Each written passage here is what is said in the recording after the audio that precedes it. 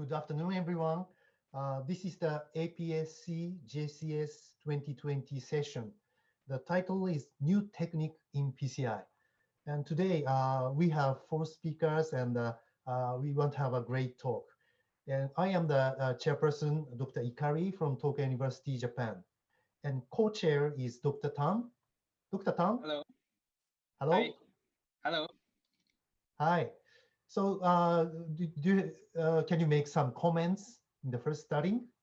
Oh, I'm very happy to be part of this APSC JSC meeting, even though we can't meet up face to face, but this is great. I'm actually looking very much forward to this program that is being planned.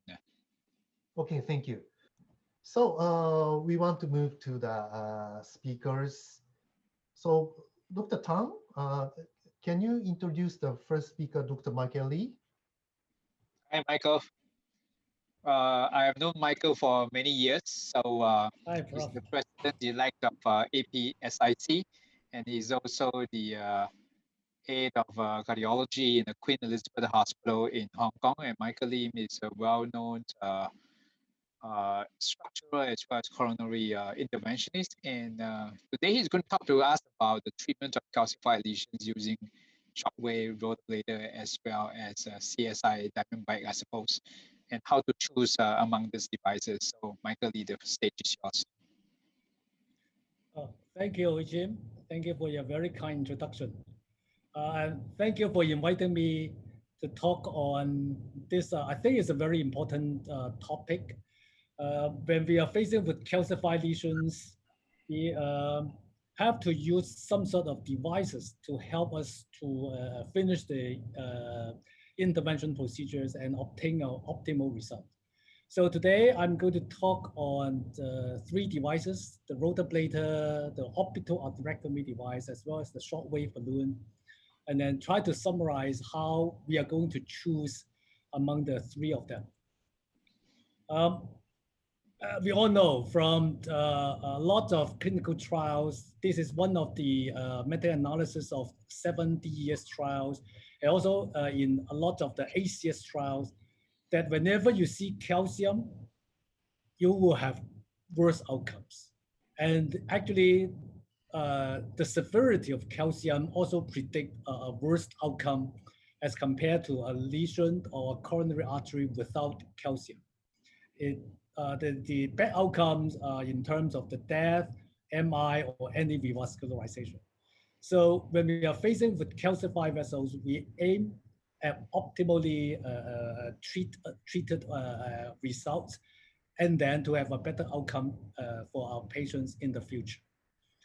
That's why we use a lot of imaging in our interventions involving calcified lesions. You will hear this later on in the other talks, but we use a lot of OCT and during the OCT runs or OFDI runs, we will look at the calcium in terms of the angle, the arc of the calcium, the thickness, as well as the length of the calcium. So we sort of call it a 5-5-5 rule, like if it involves more than 50% of the arc, more than 180 degrees, then we will have points.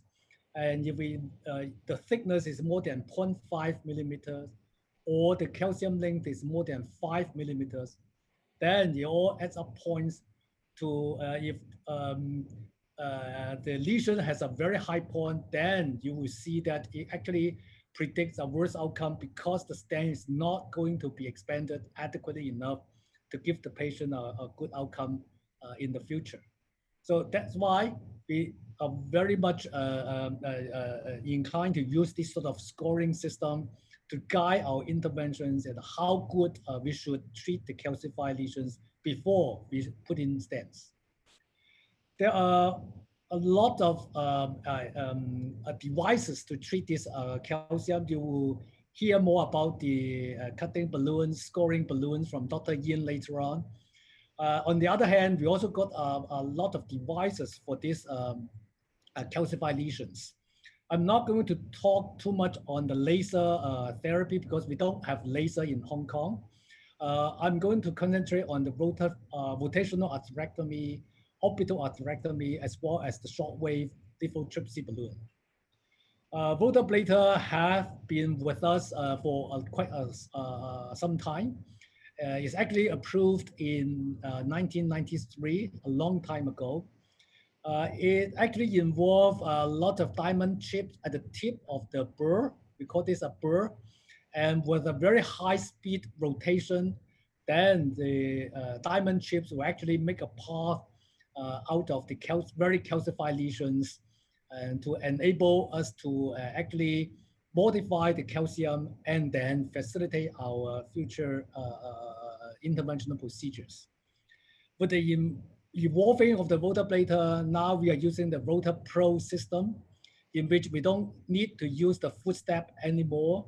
It's sort of like the old design of the Rotablator handle, but you can actually activate the Rotablator or do a Dynaglide run only by pushing the buttons. There are a lot of evidence for the Rotablator system, mainly in terms of modification of the calcium. So if you look at the one of these trials, the Road Texas trial, which was presented a long time ago, 2013. And in this particular study, if you look at the details, actually Rotablator enhanced a lot more strategy success as compared when you just use PTCA. And the crossover rate from PTCA to Rota plus Taxostand is actually higher when we are not planning to use Rotablator in the very first beginning. So it actually facilitates us to finish our procedure much more efficient when we use Rotablator.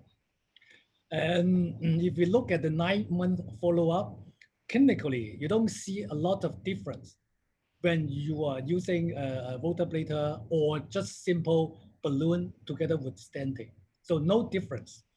But so although this Rotablator did not really improve the DES efficacy, but it still remains an important tool for especially the uncrossable lesions or undilatable lesions, improve the overall procedural success in this particular setting. And we learned from our Japanese colleagues that if we lower the speed of the rotablation to about 100,000 RPM, then you can actually get a more ablation of the calcium so that you will handle a slightly bigger vessel. Because the drawback for Rotablator is that it only allows you to ablate the amount of calcium along the vessel as determined by the burr size. So we see a lot of complications with rotablation, especially for the beginners. We see stuck burrs, and we see this is one of the complications that when we encounter some sort of tortuous angulated vessels, it might sometimes end up in perforation of the vessels, especially when you are add on the NC balloons after rotablation.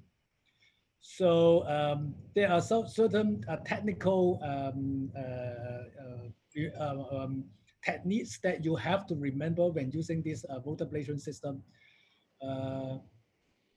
But on the other hand, this orbital atherectomy system is a sort of a newer system, which also use sort of a burr, but they call it sort of a crown. There are, again, diamond chips loaded on this sort of crown, and you actually use centrifugal force, as seen in this diagram, to actually ablate the superficial calcium, and sometimes you will ablate the deep calcium as well. You can have a normal speed, or you have high speed, try to ablate more of the calcium in a bigger vessels. So unlike rotablation, the orbital atherectomy is not limited by the size of the burr. Actually, you can ablate calcium for a big vessel up to 4 millimeter in diameter by this centrifugal force. If we look at the clinical trials, the Orbital trial actually showed that it is actually quite a safe device to use without much complications. And then it actually will enable successful stent delivery in almost a majority of the patients, majority of the cases. So very, very effective in modifying the calcium and then allow the procedure to be finished. This was actually echoed by another COAST trial. If you look at the efficacy endpoint, very, very much like the Orbital trial, enable more than 80% procedural success, even in the most calcified vessels, again, without many more increase in the complications. Of course, the Eclipse trial is still ongoing. This is probably the biggest orbital atherectomy trials involving about 2,000 patients, one-to-one randomization to either orbital atherectomy or conventional angioplasty, followed by the usual imaging techniques, and then stenting procedures, and then followed by post-imaging OCT. So we are waiting for the results of this trial, but I'm sure this will give a lot more, shed a lot more light to this orbital atherectomy devices. So I've mentioned the two approaches have a slightly different mechanism. For the rotablation, it depends very much on the burr to make a track. So it's sort of very limited by the size of the burr. It is sort of unidirectional. You can only go forward when you ablate, and then you have to pull it back and then do another run of rotablation. And the atherectomy, orbital atherectomy is a little bit different. It sort of use centrifugal force, and you can ablate the calcium both when you go forward as well as when you pull the device back to modify the calcium. So it can actually be useful for even a very big vessel, and sometimes you can actually ablate deeper calcium. Shockwave lithotripsy is a totally different concept. This device actually uses electrical energy to generate sort of expanding and collapsing vapor bubbles inside the balloon with the contrast saline medium, and it would generate sort of sonic pressure, and this sonic pressure will travel along the vessel tissue and deliver a very high equivalent pressure. The effective pressure is can be reached as high as 50 atmosphere. And it sort of has a very localized effect. It will not fracture the normal vessel tissue, but it can fracture both the intima and the medial calcium. So even the deep calcium, you can create a fissure fracture of the calcium. As I mentioned, this is the change from electrical energy to this sort of sonic pressure waveform, which will travel along the vessel to crack the calcium very safely. And these are the typical OCT findings after the shockwave lithotripsy. You can see this deep calcium both in the superficial and the deep calcium. A very, very effective fracturing of the calcium. The concept has actually been supported by the Disrupt CAT1 and Disrupt CAT2 trials, and then there are ongoing trials with Disrupt CAT3 as well as CAT4 in the Japan market. What they have found is that shockwave lithotripsy is highly effective in calcified vessels. It enables 100% stent deployment with a very good acute gain and low rate of residual stenosis. It is very safe to use. They don't observe any major intra-procedural complications, no perforation, no embolization, no slow flow. So very, very safe device to use. And we follow this algorithm very much. If we cannot cross with the balloon, this is uncrossable, we would use rotablation or orbital atherectomy sometimes to give us a track. If we can cross the lesion, very high calcium score, then we will probably start with the lithotripsy and then use imaging to guide us finish the procedure.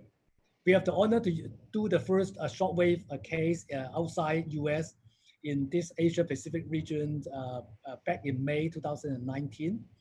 I'll quickly show you two cases which we actually use combination therapies. This is a sort of a total occlusion of the distal LAD lesion. After we pass with the guide wire, it's very, very tight stenosis. So we use rotablation to, first of all, create a track for us to pass any balloon down. And then we use a shockwave balloon, both a 2.5 and then 3.0 to crack the calcium. And then if we look at the OCT images, you see this very, very deep cracking of the calcium, fracturing of the calcium. And then after stenting, you see this adequately expanded stent with good apposition at the end of our procedure. Another case is an RCA case. It's not really particularly severe stenotic, but it's a big vessel, big RCA, with a very thick calcium, 1.8 millimeter. So we started with orbital atherectomy, a low speed distally, and then high speed proximally. And then you see this OAS, orbital atherectomy, OCT run after our orbital atherectomy. And usually you will see this, what we call the snowman sign, because the wire bias to one side, so that the orbital atherectomy will create a more effective ablation along the guide wire side. And then we use a 3.0 and 3.5 shockwave to further crack the calcium. And you see this cracking, fracturing of the calcium after the shockwave balloon. And then stenting, very effective, a very good result achieved at the end of our procedure. So if you ask me how to choose the three devices, I would say this is a table I made for myself and for our team. When we encounter severe stenosis, CTO, long diffuse, small vessel, we tend to use a lot more rotablation. When the vessel is a big vessel, diffuse, when we want to treat the superficial calcium as well as the deep calcium, especially when it is eccentric or calcium nodules, we tend to use more of the orbital atherectomy. Otherwise, we want to crack both the superficial and deep calcium, or for some osteo lesions, we tend to use more of this shockwave balloon. So in summary, I think calcium is one of the worst enemies in our interventional procedures nowadays. And we need to do some modification of the calcium to more optimize our stenting result. We have both the rotablation atherectomy, orbital atherectomy, and shockwave lithotripsy available. And it is very essential when we encounter these sort of lesions, we use intracoronary imaging to guide us how to choose the different atherectomy devices. And we should have a very low threshold for combination atherectomy. We use rotor shock and also orbital shock very often. And even for the peripherals, we use two cases for shock the peripheral arteries, eyelid arteries, for us to finish the TAFI procedure. And in the future, I'm sure there will be shockwave available for modification of the calcified aortic valve in the setting of aortic stenosis as well. This is our complication and the CHIP meeting in Hong Kong in November. It's a virtual meeting. You are welcome to join us in November. Thank you for your kind attention. Thank you very much, Michael, for that comprehensive coverage of the latest devices for the treatment of calcified lesions. Now, because we have far exceeded the time for discussions even, I would perhaps ask you to stay back, because we do have a discussion sessions right at the end of this symposium. So perhaps you can stay on and help to answer some of the questions that has been raised by the participants. No problem. So I'd like to invite Dr. Ikari now to introduce the next speaker. Yes, please. The next speaker is Dr. Yin. Please introduce Dr. Yin. Me? Yeah, go ahead, Dr. Ikari, to introduce Dr. Yin Wei-Hsian. Okay, sorry about that. Yeah, next speaker is Dr. Yin, the Heart Center, Cheng General Hospital, Taiwan. And he will talk about the cutting balloon, angiosculpt, ScoreFlex, OPN, and the other specialty balloons. So Dr. Yin, please. Hi, everybody. It's my great pleasure and honor to share with you some experience regarding the cutting balloon, scoring balloon, and other special balloons. As we know, conventional PCI using plain old balloon angioplasty as a standalone strategy.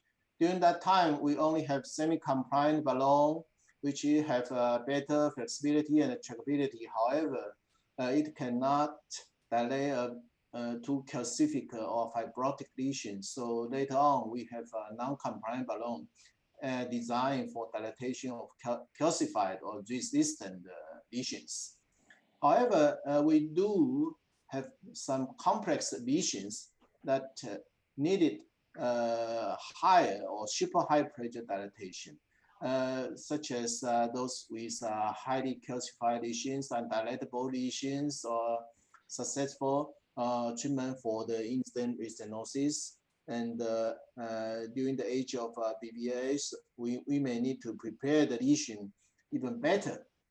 So we can use even higher pressure balloon, ultra high pressure balloon, such as the OPN, although it's not available in Taiwan, but according to the introduction of the device, there are 2 layers of balloon construction with a virtual zero duck bone effect. So it's really attractive. With this balloon, the RBP will be as high as 35 ATM, and it is least compliant on the market. According to the reports, it can be very effective in the treatment of a heavily calcified lesion or in-stent restenosis with acceptable and I would say very good outcome in this particular populations. However, in dealing with the heavily calcified lesion, we have to keep in mind that if we use too aggressive ballooning only for the heavily calcified lesion, although rare, but it will cause some complications such as vessel rupture. So to me, for those with type B2 or mild C lesion, I would rather to use the scoring balloon. There are 2 most popular scoring balloon on the market. One is Angiosculpt. The Angiosculpt balloon consists of a double lumen caster with a semi-compliant balloon surrounded by 19-base helical scoring edge. This balloon is designed to be more flexible and more deliverable versus cutting balloon across complex lesion. The expansion poverty of the spiral strut can have a very good expansion during the balloon inflation. So in type 2, B2 and mild type C lesion, you can accomplish a very satisfactory result. However, there are some complications with the use of this kind of balloon, such as balloon trapping during dilatation of a heavily calcified lesion. The nitinol guide wire surrounding the balloon may get caught on the calcium specula when you want to withdraw it. So personally, I would rather to use the so-called focused force angioplasty with ScoreFlex balloon in the less calcific lesion, but do have some calcification or resistant fibrotic lesion. This balloon has the benefit advantage of very low crossing profile and good trackability. So you just have to use low dilatation pressure and can effective dilate the vessel. the balloon had two wires. One is the integral wire 90-0, and the other is the guide wire, conventional guide wire. In this way, it can score the lesion with force focus angioplasty. In this way, it can create a focal stress that make a higher pressure on a localized lesion of the plaque. However, we do have some more heavily calcified lesion that needing more aggressive cutting. We all know the cutting balloon. The cutting balloon is a special balloon with 3 or 4 atherectomies bound longitudinal to its surface. It can create discrete longitudinal incision on the atheroma plaque, the so-called atherectomy. So when the cutting balloon is inflated, the tiny atherectomes score the arterial wall and interrupting the elastic and fibrotic tissue and allowing a plaque to displace during stenting or further balloon dilatation. With a cutting balloon, increase in the vessel lumen is obtained in a more controlled fashion. That means if you appropriate the sizing, the vessel and choose the appropriate cutting balloon, you won't rupture the vessel, but you can cut the lesion in a very satisfactory or effective way. Furthermore, in some in-stent restenotic lesion, it's really slippery. With the use of a cutting balloon, it can have some anchoring effect on the lesion and stay there and make a good balloon dilatation. Also, if you have a conventional balloon or stenting may cause a plaque shift. With the use of cutting balloon, you can avoid plaque shift too much. So this can also preserve the lesion patency after the stenting. We also have newer generation cutting balloon in Taiwan now. We love it, and as you can see, because the height of the atherectomy was less than that of the Fractional, the last generation devices, it can improve the crossability and the deliverability, and you can make a very controlled cutting during the balloon inflation. So with the use of a cutting balloon, you can treat in-stent restenotic lesion. You can treat small vessel under very optimal proper sizing to reduce the plaque shift as we shown, and you can treat resistant lesions, or even you can do some cutting ballooning after rotablation to prepare the lesion. Usually I follow the rule that mentioned by Michael previously in previous presentation. If the thickness of the calcium was less than 500, I will use cutting. I will show you a case. This is an 85-year-old gentleman present with unstable angina and heart failure. As you can see, there's a left main distal lesion and also a long RCA lesion, both calcific. When we did the IVUS, we can see there are calcium about 180 degrees, and the circumference of free of disease at the ostium. Although at the middle portion is diseased, but the vessel was small in size, so we decided to use just cutting balloon and then stenting. So as you can see, we can do the procedure very easily after understand the lesion and the pot, make pot. Although there is some edge dissection, we can put the second stent and resulting in the very good final result. And for the RCA, we also use IVUS guidance. As you can see, although the vessel was diseased and with calcium, but the calcium is not that thick, and actually there are some some area that can be break. So in this kind of lesion, we usually choose a cutting balloon. We use 275 and then 30 cutting balloon. And as you can see, even the superficial calcium can be break very effectively by the cutting balloon. So after that, we can stent the vessel and get a very satisfactory result. However, we do have some diffuse and heavily calcified lesion that needing rotablation before stenting. In this very large vessel, we start from the smaller burr and upsize to 0. And even after that, we can use a cutting balloon to pave the way and make some cutting incision on the atheroma, and then use a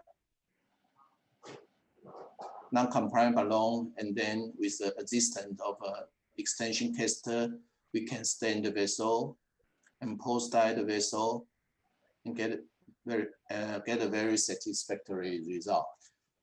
I think there are many other balloons that can have other potentials in the treatment of coronary disease, such as the drug-coated balloon, which is well accepted and very popular ones. And as Michael showed us, I think in the future, we are eager to use a Shockwave balloon, not only in the coronary field, but also the peripheral and the structural heart scenario. So in summary, I would say, whilst the stent implantation undoubtedly the mainstay of the current PCI, however, certain type of lesions remain a challenge for optimizing vessel patency, even in the modern stent area.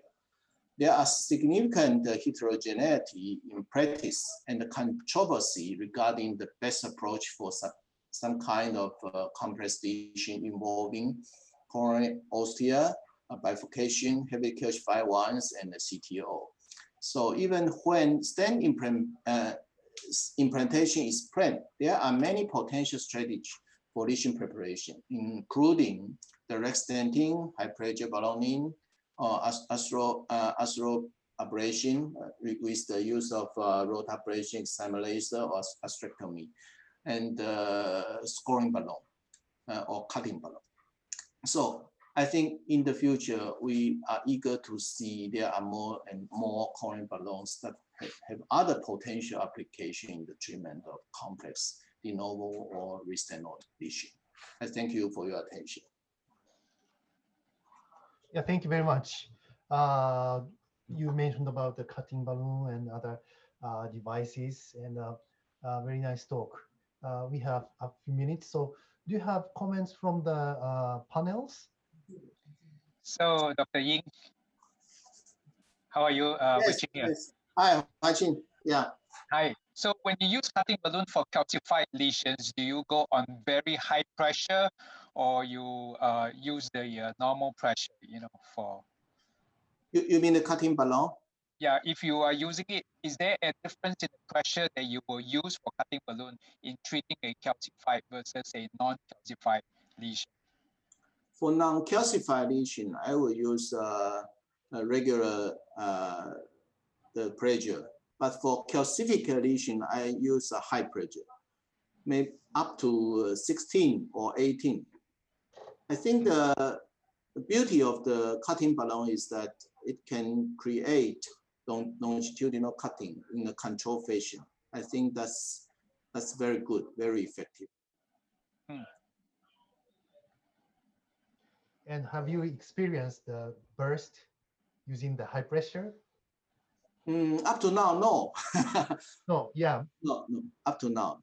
Actually, yeah, we use very high pressure, but it's okay. Yeah, yeah. I cannot convince everyone, use? But in some cases, it's very effective. Yeah. Only if the calcium is superficial in location, I think cutting balloon is good. But in those with a ring calcification with a thickness of more than 500, I would strongly recommend just go for the rotablation or other devices. How high a pressure have you ever gone up to using an NC balloon for calcified lesion, Dr. Yin? NC balloon? Yeah. In my lab, 29 or 30 with the regular ones. But usually you will burst. No, balloon burst or the lesion overcome? But the balloon burst is not an issue, you know. Usually we use a bit undersized. It is because you are using undersized balloon that you dare to inflate in such high pressure. And sometimes the burst, we call it the burst balloon technique, can create some kind of you know, lesions or injury to the intima. Then you can do further procedure, especially in the CTO lesion. You can use a smaller balloon to do balloon burst on purpose. Then you can pave the way and do the foreign procedures. Balloon burst is another PCI technique. Yeah. But it's not easy to burst a non-compliant balloon, you know. Not that easy. Usually it's in the heavily calcified with some, you know, calcific nodules or specula, and then it penetrates the balloon surface and then burst the balloon. So can I introduce the next speaker, Dr. Shiono from Wakayama Medical University. And he will talk about FFR, IFR, QFR. So Dr. Shiono, please start the lecture. Yes, thank you. Thank you for your kind introduction. Just a moment, please. Yeah, thank you. So, yeah. Good afternoon, everyone who is watching this webinar. I'm Shiono from Wakayama Medical University. Oh, doesn't move. Okay. This is my COI. So today's my topic is about the physiological assessment in the cath labs. I think nowadays identifying the myocardial ischemia is prerequisite before performing any kinds of coronary revascularization. In that case, we can use FFR, IFR, and angiography-based FFR like QFR or FFR angio in the cath lab. So let's start with the FFR, which is short for fractional flow reserve. Fractional flow reserve is the coronary pressure-derived coronary physiological index that can be measured by using the pressure wire. If the wire down to the coronary artery, or for which you want to assess the myocardial ischemia, and then you can get the simultaneously distal and proximal coronary arteries, and then you need to induce the maximum hyperemia by using the vasodilator like adenosine. The reason for that is the relationship between coronary pressure and the coronary flow becomes linear under the condition of maximum hyperemia, which means that you can estimate the coronary flow from the coronary pressure,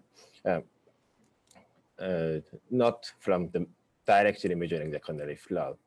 And then you can get the value, like in this case, 0.61, which indicates that the coronary flow is impeded by the existence of the coronary stenosis to 61%. So when it comes to the diagnostic performance of FFR, it is thought to be one of the most accurate index in terms of the coronary artery disease. The accuracy is 93% in this study. And also robust clinical outcomes are available in FFR. These are the three pivotal randomized controlled trials regarding FFR-guided revascularization. First one is DEFER, the second one is FAME, the last one is FAME2. As you can see here, so when the FFR is negative, you can safely defer the coronary revascularization. In the FAME, it is shown that FFR-guided PCI is superior to angiography-guided PCI. The FAME2 study showed that when the FFR is positive, PCI reduces the coronary cardiovascular events compared to the medical therapy alone. And what's remarkable for this study is that, as you can see, they've got the very long outcome results. DEFA has 15 years, FAME has 5 years, FAME2 has 5 years as well. So next one is IFR, which is short for instantaneous wave-free ratio. So IFR is very similar to FFR. We still need to use the pressure wire, but we don't have to use adenosine. Instead, we can get the pressure ratio only during the particular period of diastole, which is called the wave-free period. So during the wave-free period, the microvascular resistance in the coronary circulation becomes much lower than any part of the cardiac cycle. And then during that period, pressure and the coronary flow becomes parallel, which means that we can estimate the coronary flow during this period, like FFR. This is the diagnostic performance of IFR. When we compare the FFR and IFR using other types of ischemic parameter like HSR, CFR, or SPECT or PET. So as you can see, the diagnostic performance between them is comparable. And also IFR has the robust clinical outcome data. One of the study is called Define Flare. The other one is IFR Sweetheart.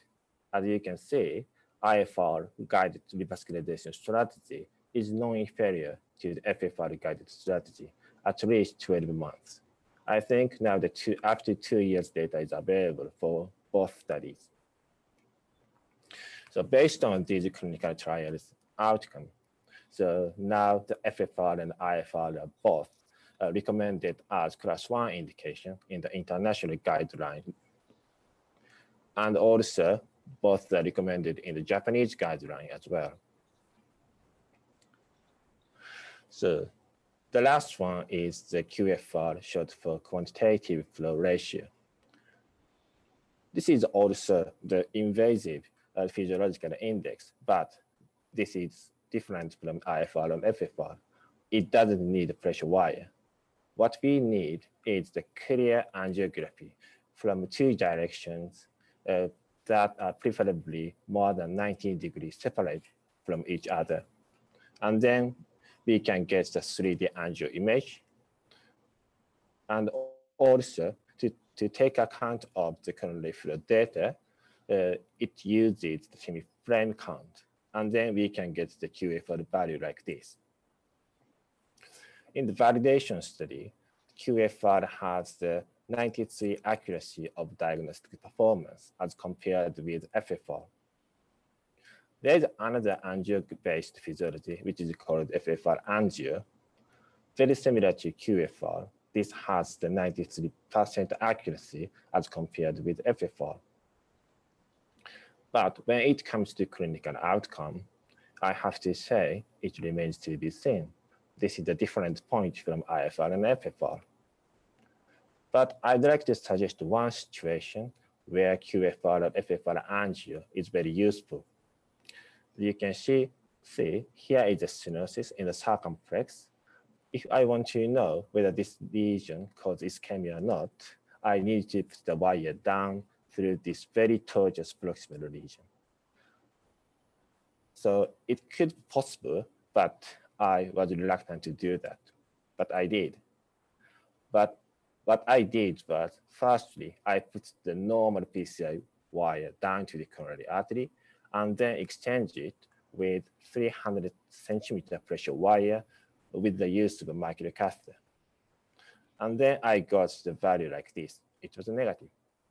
But I would prefer if I had been able to get these results without putting the wire down to this tortuous artery.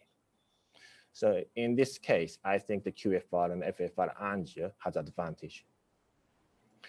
But other than that, since the since the FFR and the IFR are recommended by the guidelines, if we can put the wire down to the artery safely, I think we need to go either of FFR and IFR.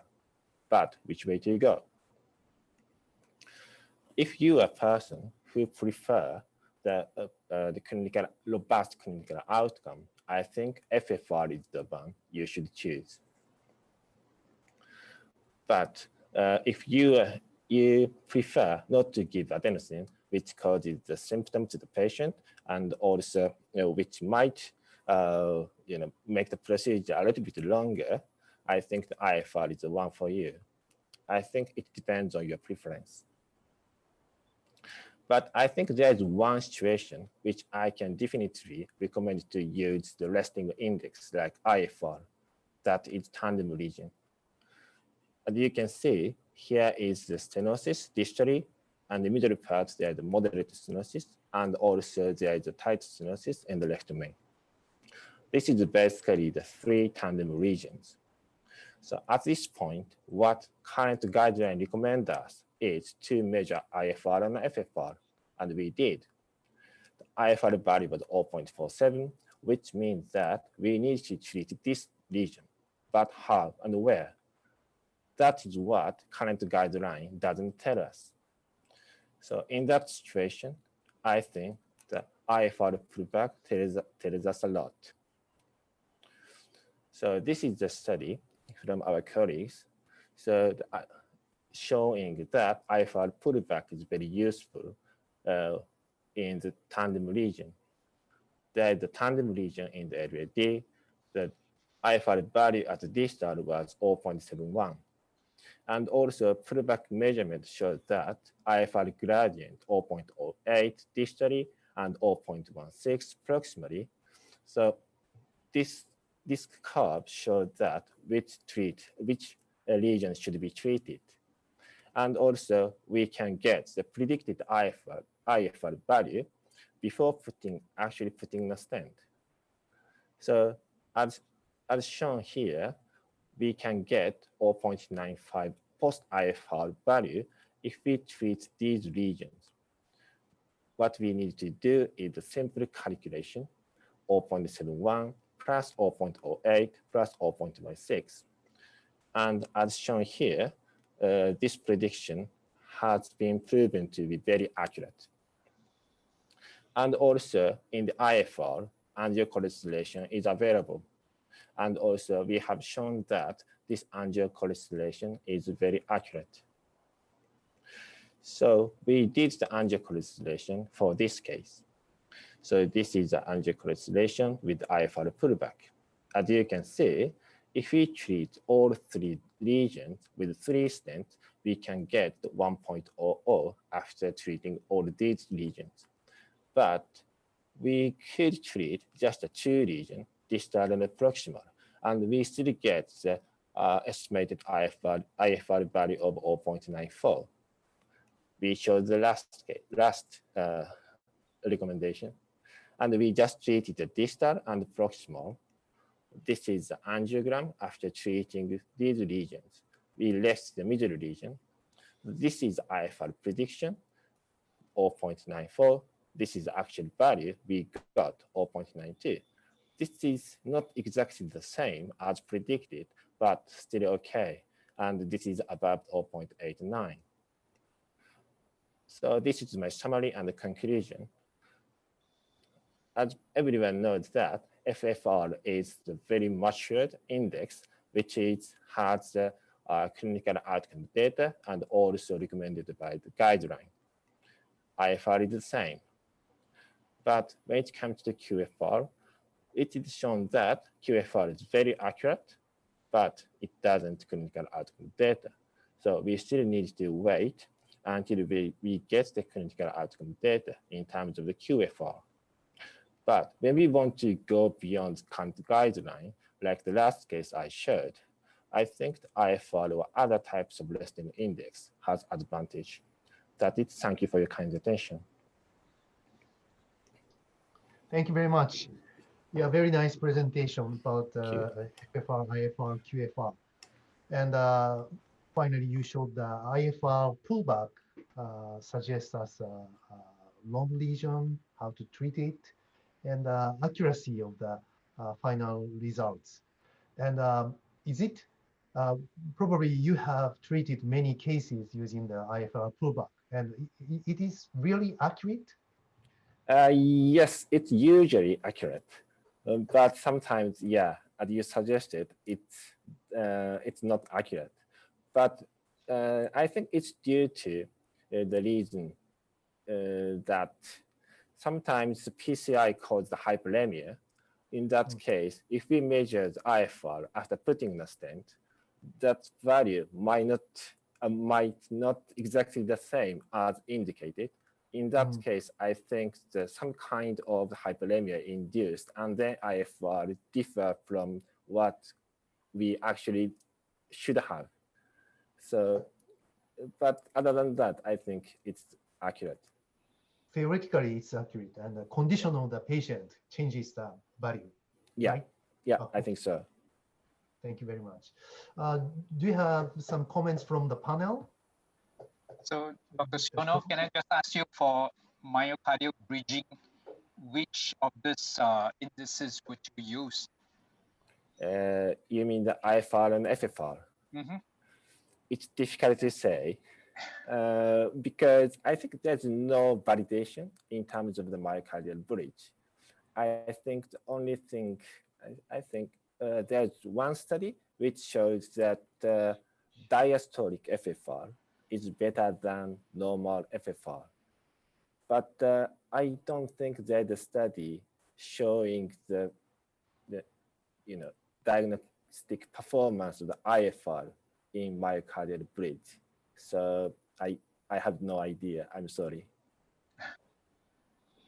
Also for QFR, there are many QFR softwares around.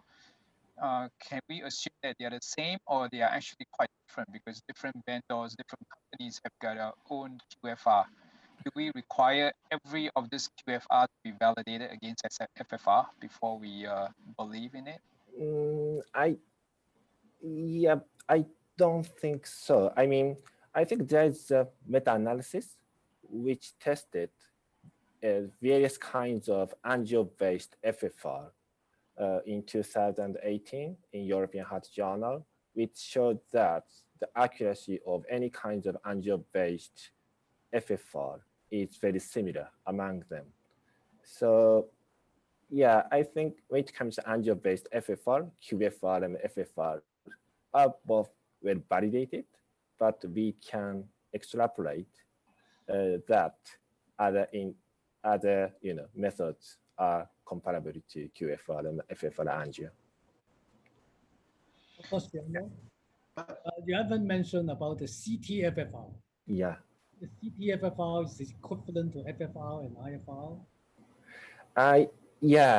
I think that technically, I think by using the CT-FFR technology, we can estimate the IFR, but I don't think it has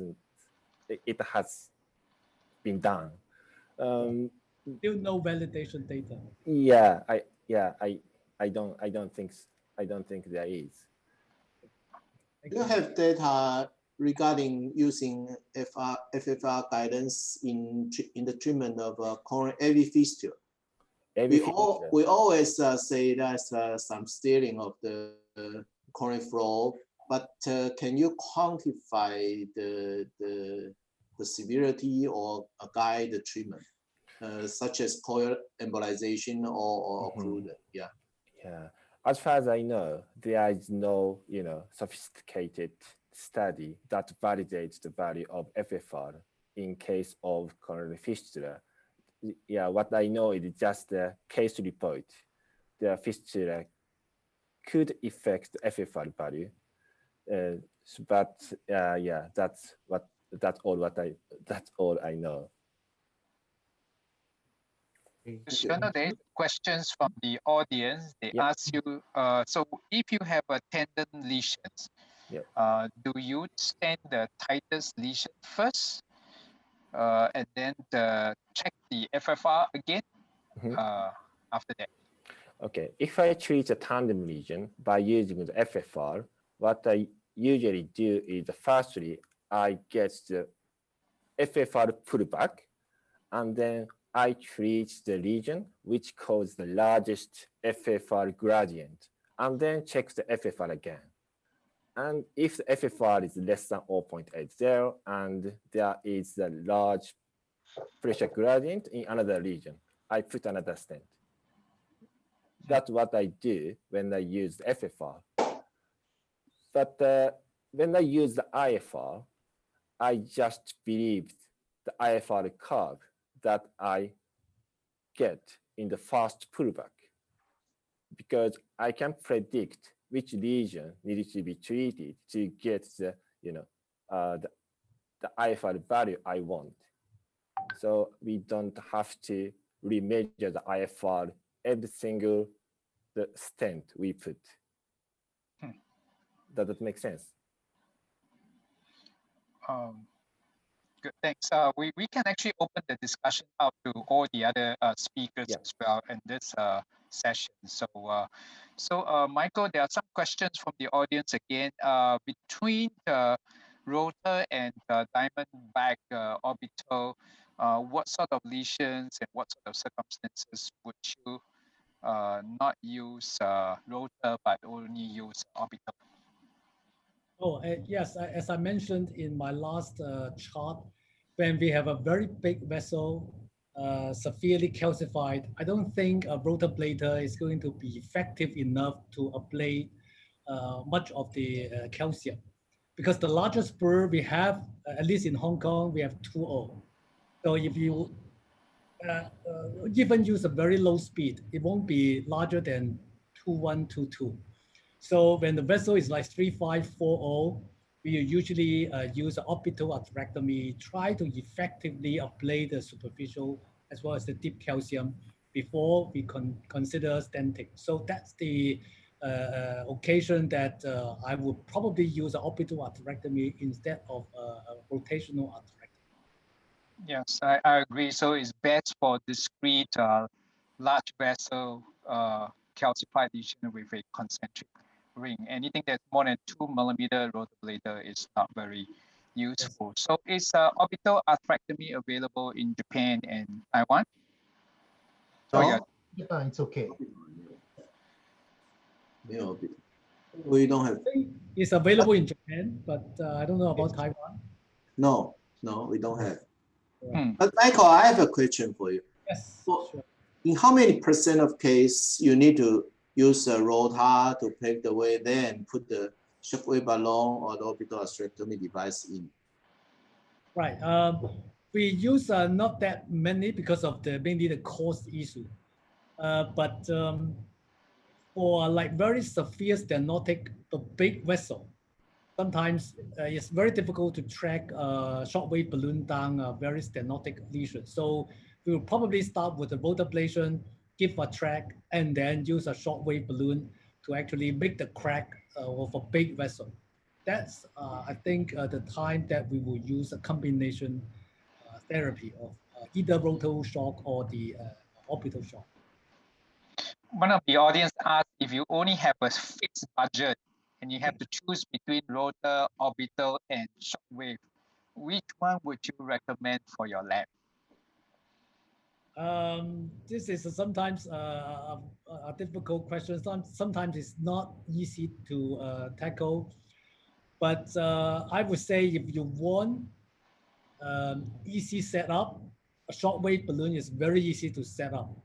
It's very effective for small as well as big vessel, but it's not for very tight stenotic stenosis. For orbital atherectomy, it's one device fits all. So you only need one catheter. You can do ablation of a small to a big vessel. So a rotablation, we get used to this, a lot of data, a lot of experience. So it's a bit difficult to answer, but it also depends on the population characteristics of your patient, whether you have a small vessel, you have a big vessel, before I can make this decision. Actually, I would go for rotablation first because I think it's still the most versatile of all the atherectomy devices, because orbital and shockwave actually have limitations of its own as well. So when you have very tight blockage, you can't use orbital, you can't use shockwave balloon. And so shockwave and balloon and orbital a lot of times are used for some niche applications where rotor cannot handle. So if you ask me in terms of cost effectiveness, because shockwave is the most expensive of all, so rotor is actually the most effective if cost is a big consideration. But you may end up using 2 or 3 burrs if you want to gradually upsize the burrs, and then that will add to the cost of the procedure. Ikari, there's a question in Japanese. Can you help to translate? The last question is it's a technical question, so we can ignore. Okay. Yeah, sound is difficult to listen to. Yeah. So one of the things about shockwave balloon is that right now the current iteration is still not very ideal. We have about 10% of cases where the balloon will rupture during the process, because as you fracture the calcium, sometimes the calcium's the spikes can come in and poke through the balloon. So 10% of the time before using up the entire pulses that you have for shockwave, you find that your balloon is already ruptured. And every time you take out a shockwave balloon is $3,000 Singapore, so that's very expensive. So that's a limitation of a shockwave at this point in time. But I understand that they are trying to make the newer version of shockwave with a thicker balloon. So we'll have to see. But right now, I feel that is the one of the limitations of shockwave lithotripsy. So can I ask a question to Dr. Lee? Yes, sure. From the imaging perspective, I think rotor ablation has a big advantage because, if we do OCT or OFDI imaging before rotor ablation, we can, predict which area of calcification can be ablated based upon the pathway of OCT or OFDI caster.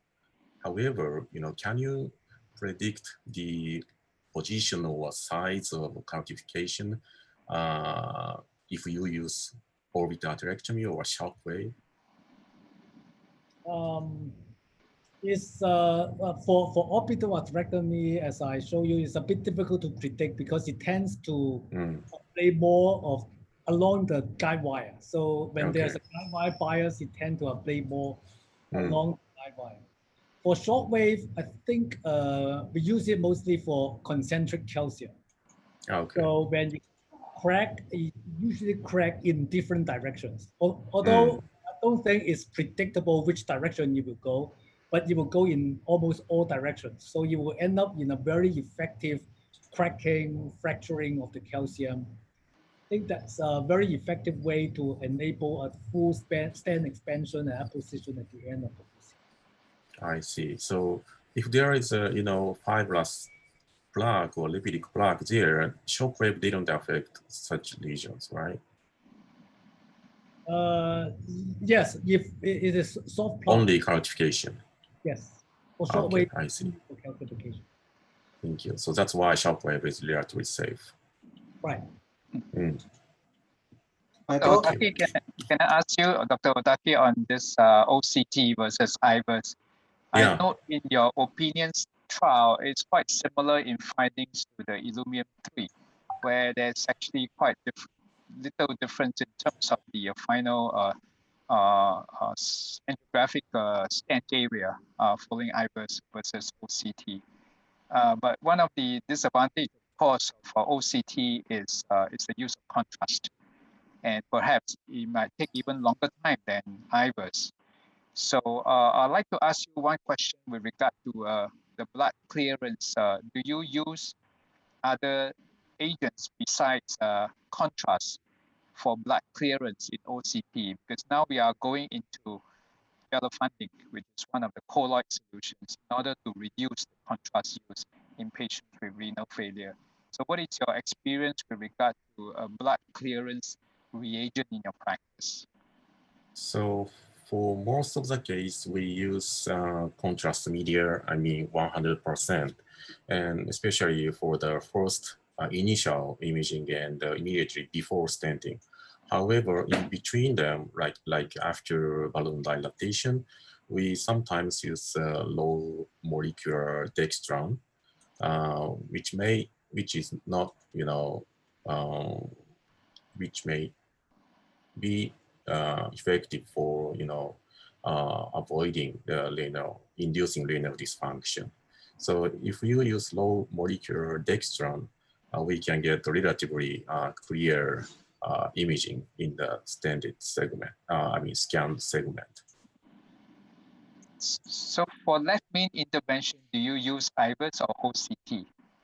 Yeah, if the patient with renal dysfunction, we prefer to use IVUS rather than OCT. No, so if no renal dysfunction for left no renal main dysfunction. intervention, for left main we usually, PCI. Left main. Usually we perform OCT guidance if the lesion is located in the body of left main.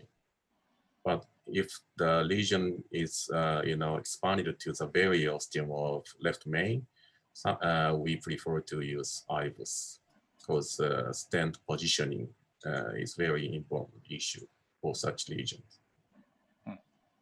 To avoid undersizing of the stent, actually we now follow the Illuminant criteria for measurement. We use the EEL measurement instead of the lumen measurement when we use it. That will actually ensure a bigger stent or a more optimal sizing of the either the balloon or the stent. So are you using lumen measurement or a EEL measurement? Usually we use opinion strategy based upon referring to the lumen area, distal lumen area. But I know that the Illuminant trial also had better outcomes. But if we try to follow the Illuminant strategy, stent size can be larger than opinion-based stent sizing. But sometimes we can get the dissection at the stent edges. So to avoid that, we prefer to use the OCT opinion criteria.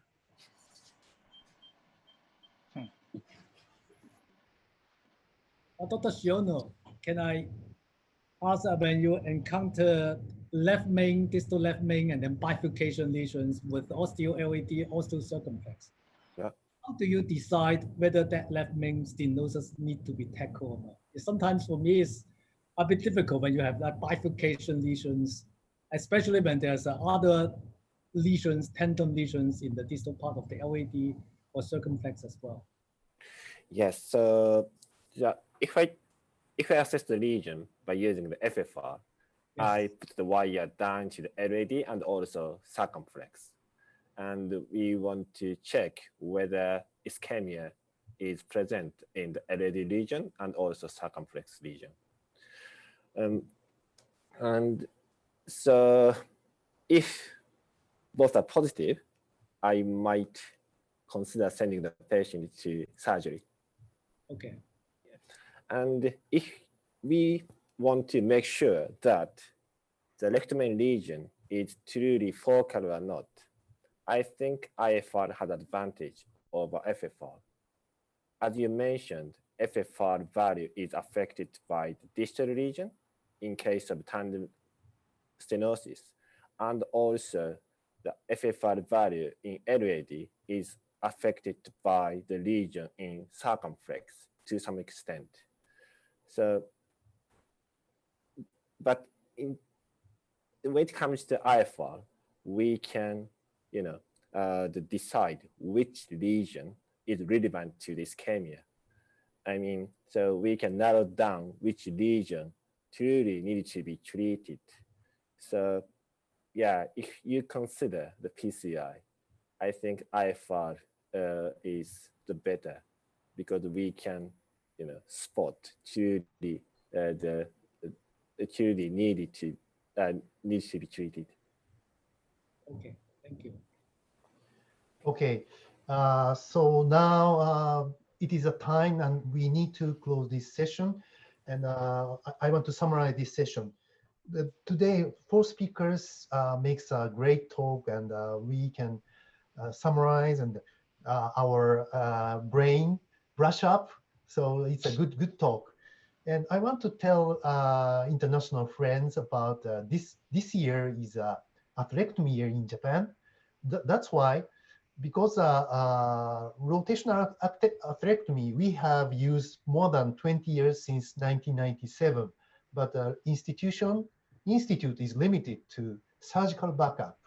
On-site surgical backup is required. But this year, off-site surgical backup is okay. So lots of hospitals can use rotational, orbital, or laser atherectomy this year. So it's under COVID-19 pandemic, so it's crowded. But this year, we are really happy this year.